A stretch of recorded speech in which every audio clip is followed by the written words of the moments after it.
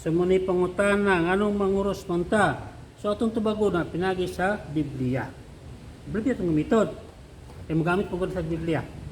So gingon sa Biblia nga ang cross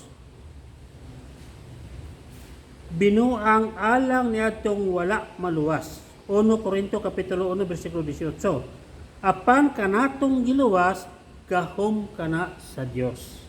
So muna ito itubak manguros ta. 1 Korinto kapitulo 2 bersikulo 18. Sa cross binuang alang niadtong wala maluwas. Apan kanatong giluwas gahom kini sa Dios. Ug atong iatras diri sa bersikulo 17 giingon nga si San Pablo man siya nga aron ginan siya nga magsangyaw sa may balita. Dili ginamit ang mga pulong nga lisod sabton aron dili mawagtag ang gahom sa kamatay ni Kristo sa cross. Dunay gahom kamatay ni Kristo sa cross. Mga gahom kini sa Dios alang kanatong giluwas. Ug dili sa bersikulo 24, apan alang niadtong gitawag sa Dios, kung siya o dili, si Kristo mao ang gahom ug ang kaalam sa Dios. Muna atong pagpanguros. Pero tungod lagi kay naman tay kay igsunan nga mga protestante. Halos sila tanan. Kada kuno atong pagpanguros iya sa demonyo. Kung sa ilang basahon, Pinadaya kapitulo 13 bersikulo 16. So manang natay mga seminar aron pagpasabot sa atong pagtulunan. So muna ilang basahon may sila nga gipugos sa mananap. Diri pa lang ang pangutana, gipugos ba da ita? Mananap ba da ay nagsugo na to? Pagpanguros. Hindi ka naman, kumpare. Nya mananap rin gisgutan dire. Abot ba pasabot ka ang pare magini ka na mga mananap. Natin dire o gipugos sa mananap nga mapatikan ang tanang tao inila o dili inila dato kabos ulipon o dili ulipon diya sa tuon nilang kamot o sa agtang. Sa tuo kuno nga kamot sa agtang. Di panguros na to. Pero pag sugo pa gipugos lang ta pugusa. Di pod mananap ang sugo na to. So dili ni para sa ato. Himuan na nalang istorya nga sa demonyo kuno og kani ni asa tuwa.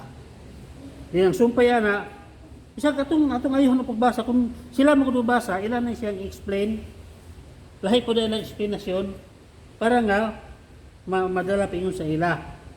Pero kung atong tanaw kayo giingon man diri sa 17 walay makapamalit o makapamaligya. Nahitabo ba na? Wala.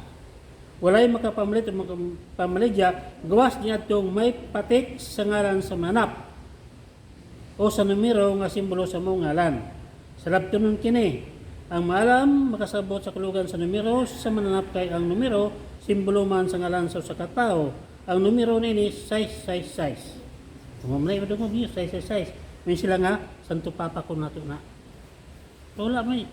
So, kung saan yung hiling ang uros Santo Papa, wag gini 666. Kasangin na nato. So, kung yung sila patik, una ata. Pero asa na mabasa? Dili sa Biblia. Patik sa atong Diyos. Sumpay ra na siya. Sa atong gibasa. Ang ingon dire, unya nakita ko ang nating karnero nga nagtindog sa bukid sa Sion, uban ang 144,000 katawo. Kansang mga agtang yusuratan sa iyang ngaran o ngaran sa iyang amahan. Nang mangusta sa ngaran sa amahan. O nga may ngaran sa anak, mga sa anak. Ang pangutan nasa mga Espiritu, abandir ito Espiritu Santo, nana dire sa Episo.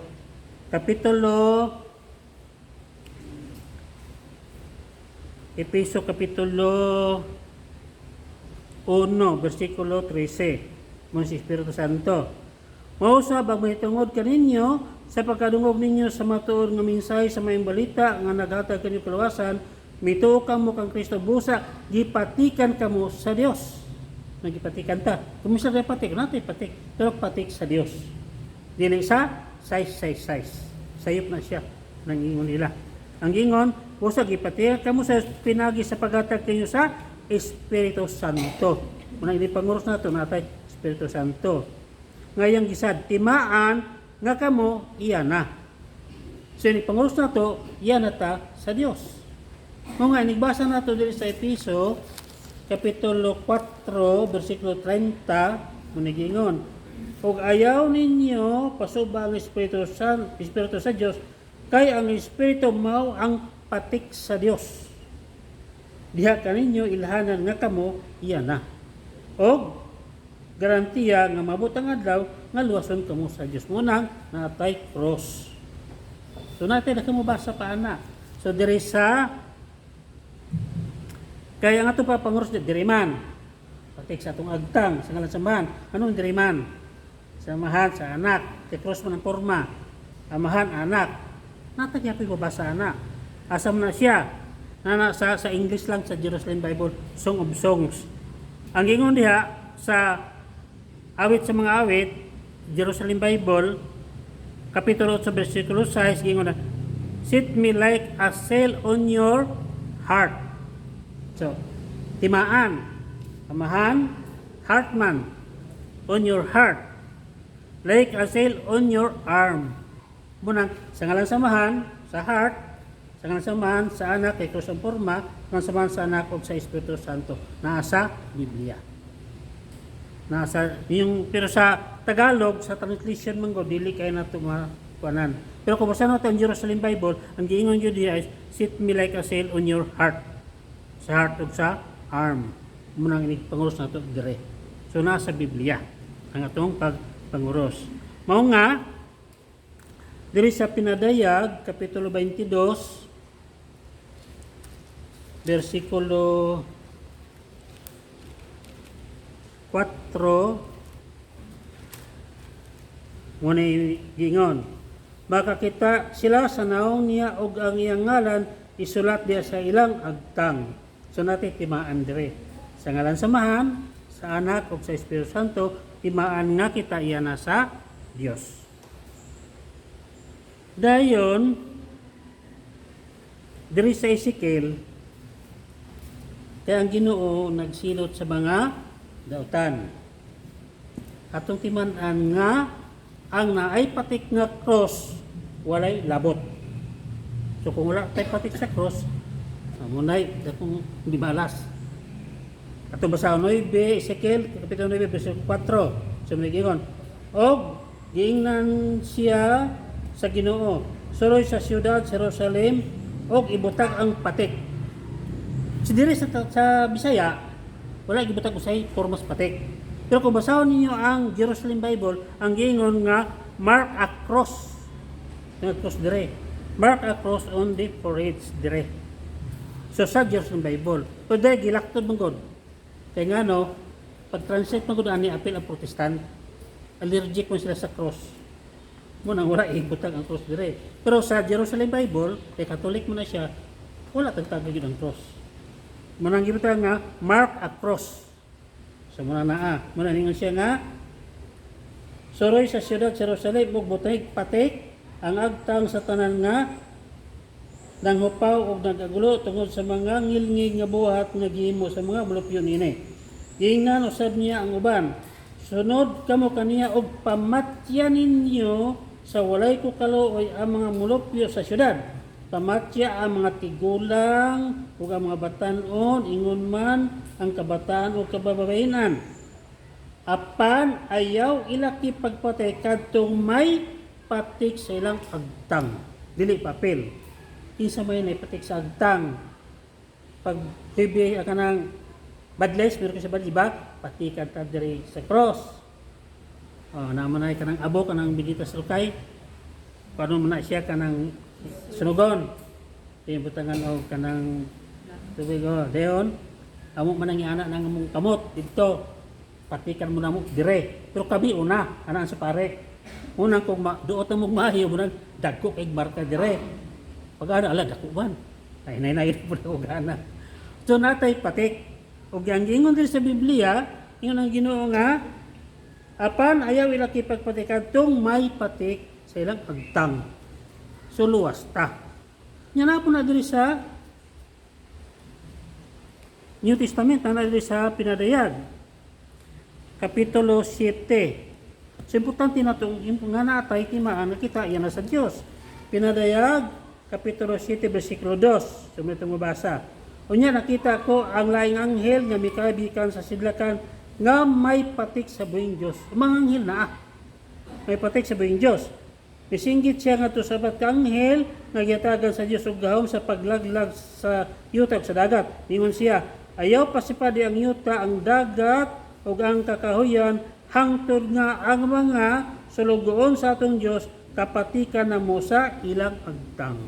So natin patik diri sa patik sa Dios. Og diri sa Pinadayag kapitulo 9 bersikulo 4 muni giingon, gididaan sila paglaglag sa mga balili, sa mga kakahuyan o sa bisan sa tanom. Makalaglag lamang sila sa mga tao nga walay patik. So muna importante nga naata natin patik munang manguros ta. Makalaglag lamang siya sa mga tao nga walay patik sa Diyos diya sa ilang agtang. Mao nga inibunyag ningon ang pare nga ibunyagan ka sa ngalan sa mansanak ug sa Espiritu Santo. So natay patik sa atong Dios.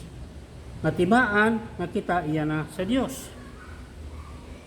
Og kay mo man ay atong pagtulunan ingon diri sa Deuteronomio kapitulo 6 bersikulo 6, ayaw ninyo kalimtik kining mga balaod nga gihatag ko kaninyo karon.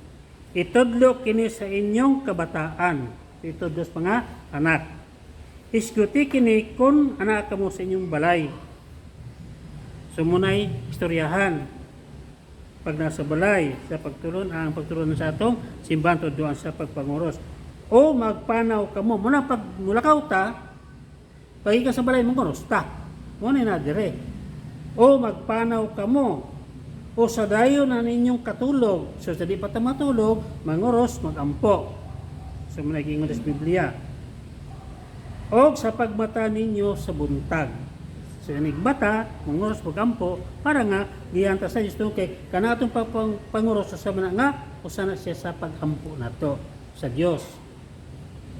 Ibugkos kini sa inyong kamot ingon nga ilahanan ug ibot ingon nga timan sa inyong agtang. So natay patik, ang patik nato patik sa Dios mo nga kurusan ang bata, dayon kurusan sa kanang natay pagpanguros. 1 Korinto kapitulo 1 bersikulo 18, alang kanatong giluwas, gahom kana sa Dios. Alang niya itong wala maluwas, binuang na alang mo nga mahadlok sila sa cross. So pero sumara sa atong gibasa sa Biblia, importante kay nato na para nga nigsilot sa Dios dili ta mapil nga naipatik na ay cross. So kita ng Katoliko. So makatubag ta kung mo inana ang atong mga igsuong dili Katoliko.